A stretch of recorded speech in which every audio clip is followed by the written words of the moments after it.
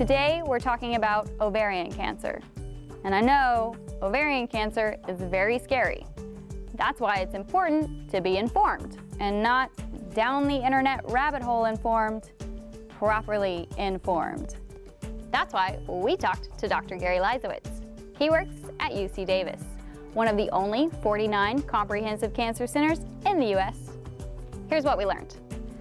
First, if you're going to do your own research, please go to trusted quality sites like the National Cancer Institute or the Women's Cancer Network or the American Cancer Society. Next, and here's something you might not know.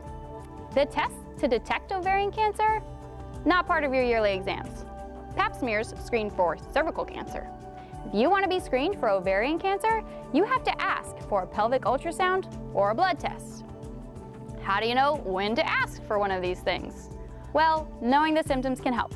Some of the most common symptoms include bloating, abdominal pain, or a change in urinary frequency or urgency. Now, do any of these sound familiar? Most of us have these symptoms from time to time for completely unrelated reasons. What you need to be concerned about is when they are persistent, almost daily symptoms for more than 2 to 3 weeks. That's when you need to make an appointment and consult your doctor. Now that you know some of the symptoms, what else can help?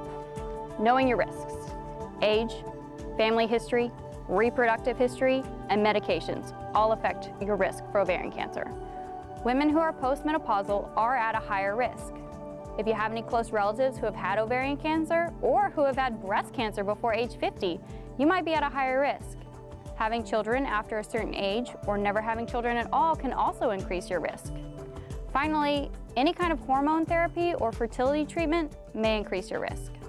Interestingly enough, oral contraceptives actually lower your risk for ovarian cancer, as does each full-term pregnancy.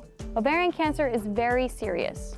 However, it is curable, and a lot of progress has been made in the last 10 years.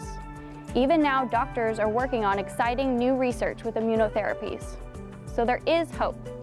What's important is to be vigilant, listen to your body, know the symptoms and risks, and always, always, always talk with your doctor. This digital short is supported by UC Davis Health, where doctors, nurses, researchers, and staff share a passion for advancing health.